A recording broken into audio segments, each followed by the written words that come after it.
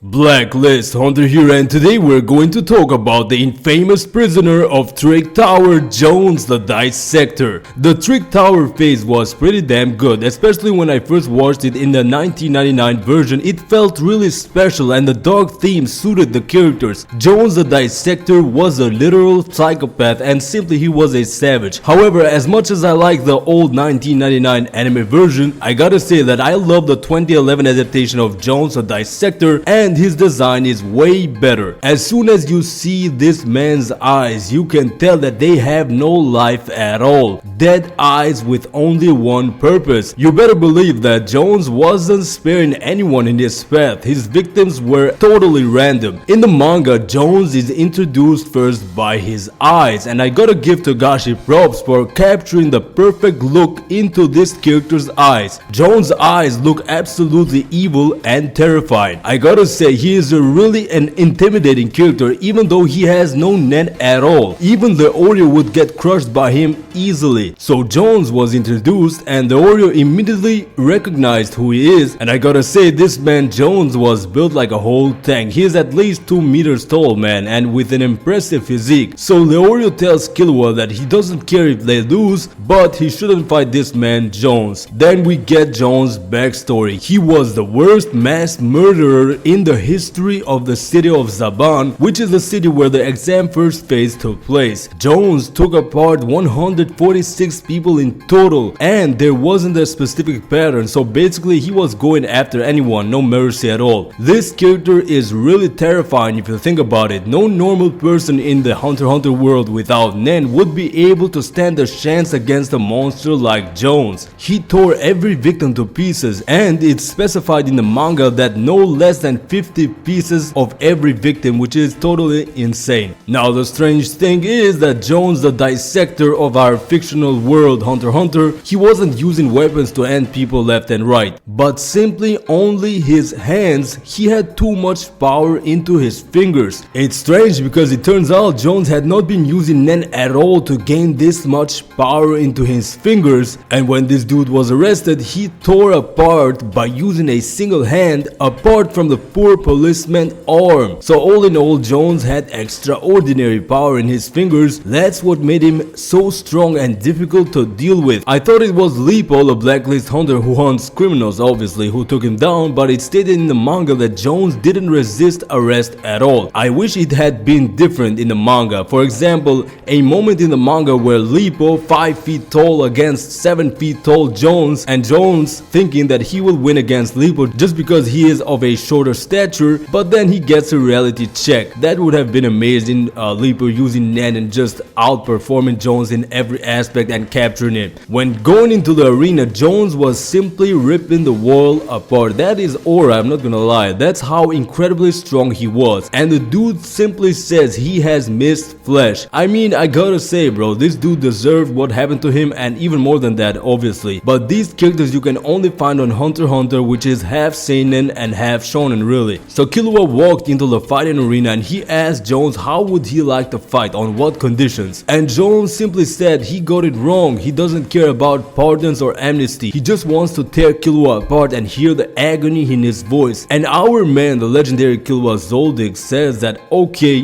then the condition for the fight is a battle to the death. And Johness is like confused, and then as he prepares to attack, Killua ripped his heart out in an instant. And I gotta say, this is probably one of the coolest and most badass moments in the whole series, and this series is full of awesome moments. John's eyes finally saw horrifying pain for the first time. He was shocked, he was confused, he was scared, and you can see the change in John's eyes because he was about to be sent to the next world. Killua then holds his heart and the dude was like, give me my heart, because he was scared. He was finally scared when it was his turn, and Killua just crushed it. A heart that showed no mercy to anyone was finally put to its place by the kid who was a professional on this job, and Johness was an amateur, even stated by Killua. The whole scene was badass. Johness even asked Killua to give the heart back. I mean, it doesn't make sense how he's still alive after the heart is gone from his body, but hey, I guess this is anime and Hunter x Hunter is just epic. This character Johness was literal evil and a character that has the same eyes as the fourth prince, actually, if you pay close attention to the eyes. And Johness was overconfident in his powers as he had not experienced the loss or feared before, and Togashi created such a character which fit Killua perfectly without making Killua look like a bad guy. And I want to thank you for watching. If you enjoyed this video, consider checking out my other Hunter x Hunter content. Subscribe, let's reach 1000 subscribers, and I'll see you in the next Hunter x Hunter video.